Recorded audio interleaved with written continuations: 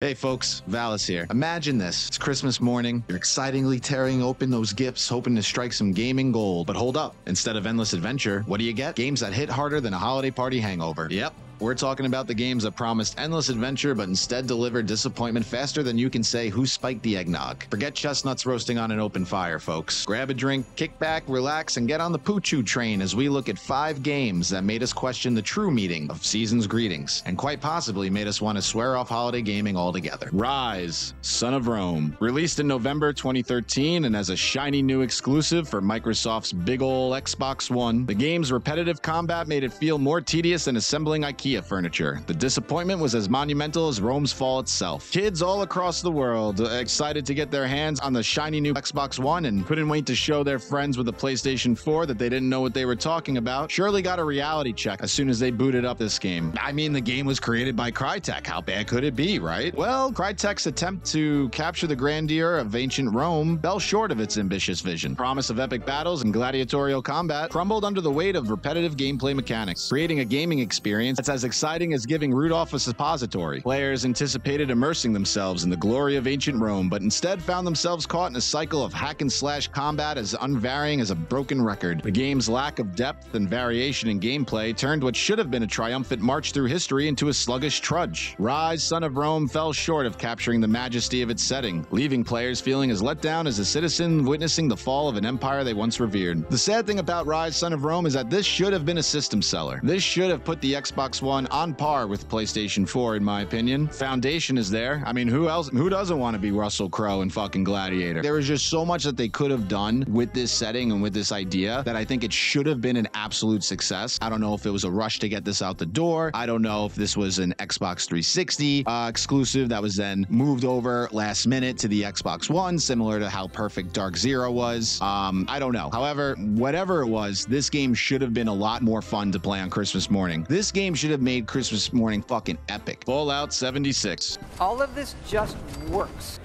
It's not, I'm not kidding. Released on November 14th, 2018 and published by Bethesda Softworks, this nuclear wasteland arrived amidst high hopes and left players more isolated than a hermit at the North Pole. The bugs and lackluster gameplay turned the promise of post-apocalyptic fun into a Christmas meltdown. The radioactive fallout from the game's release settled into disappointment thicker than snow in a nuclear winter. Bethesda's promise of a vast open-world multiplayer experience crumbled faster than a gingerbread house in a rainstorm. Players wandered through this wasteland not in awe of its vastness, but in frustration of its emptiness. I mean, Jesus, the glitches and technical issues, they were more abundant than ornaments on a Christmas tree, each one a reminder of the game's rushed and flawed launch. The sense of isolation wasn't just within the game world, it really echoed among those disappointed players who expected a holiday feast but found themselves with a plate of cold leftovers, leaving behind a bitter taste of broken promises among the festive cheer. Fallout 76 became a cautionary tale, proving that even in the virtual post-apocalypse, the real fallout of rushed development can be as devastating as an atomic blast. I mean, if you thought that this game was gonna work, it's crazy. Bethesda did continuously work on updates and patches to address many of these concerns, adding in new content, fixing bugs, and improving the overall gameplay experience, but for a lot of players, it was just too little too late. Cyberpunk 2077. Released on December 10th, 2020, and published by CD Projekt Red, this futuristic game turned into a glitchy mess quicker than you can say Happy Holidays. Its launch was more anticipated than Santa's arrival, but left players with disappointment bigger than an empty stocking. The promise of a cybernetic wonderland quickly transformed into a digital dystopia, riddled with more bugs than a reindeer-infested workshop. CD Projekt's ambitious creation seemed as vast as the North Pole, but ended up feeling as barren as a snowless winter. Players navigated through Night City as unwitting detectives, hunting down glitches and broken code. The game's launch was more chaotic than a sleigh ride through a tornado with Bill Cosby at the helm. With technical issues and broken promises stacking up like discarded wrapping paper, players who anticipated a high-tech adventure found themselves stuck in a virtual maze of disappointment, desperately seeking the magic that was promised but lost in a sea of programming errors and disappointment. As the holiday cheer faded, well, I'm not really quite sure the cheer was ever there, so did the excitement for this game, leaving behind a trail of shattered experiences, turning the joy of gaming into a frustrating digital nightmare. I mean, if you saw the trailer and you were pumped to get this on Christmas, and this is what you experienced on that morning, god damn it, I feel sorry for you. E.T. the Extraterrestrial. The game that started this list. The infamous game that buried itself in a landfill. It was more disappointing than finding coal in your stocking. At least you can create something something with Cole. Atari's attempt to capitalize on the success of the iconic movie turned into a cosmic disaster. E.T. the extraterrestrial landed in the gaming world with all the grace of a meteor crash. And speaking of crash, it was responsible for crashing the entire video game market. Its rushed development led to a confusing maze of puzzles and gameplay that left players feeling as lost as E.T. himself. The game's reputation became legendary, not for its brilliance, but for its monumental failure. The gameplay loop was as repetitive as listening to a broken holiday record, each attempt feeling more futile than trying to fit a square peg into a round hole. E.T.'s plunge into infamy mirrored the disappointment of a holiday season without the magic, leaving behind a crater-sized reminder of the perils of rush game development. I mean, the thing about this game too is that it was developed by one guy, and he was given like 3 weeks to do it. Rogue Warrior, released in December of 2009 and published by Bethesda Softworks. Promising gritty combat, this game's experience was more underwhelming than opening up a present to find used socks. The disappointment here was a red sleigh down. Bethesda's attempt at a gritty, action-packed adventure with Rogue Warrior felt like a recon mission gone awry. Players braced for an adrenaline rush, but found themselves entrenched in a battlefield of disappointment, more deafening than a misfired grenade. I mean, even Mickey Rourke couldn't fucking save this game, leaving players wondering how a game with such potential missed its target by such a wide margin. Expectations for an engaging narrative and pulse-pounding action dissolved faster than snowflakes falling on Santa's ass in Hawaii. The experience felt like a stealth mission where players were spotted at every turn, their excitement replaced with a sinking feeling of failure. Rogue Warrior's lackluster execution left players feeling as stranded as a soldier without a map in enemy territory, navigating through a sea of letdowns. Imagine getting that on Christmas morning. There you have it, folks. Please leave a like if you enjoyed the video, and I'll see you in the next one.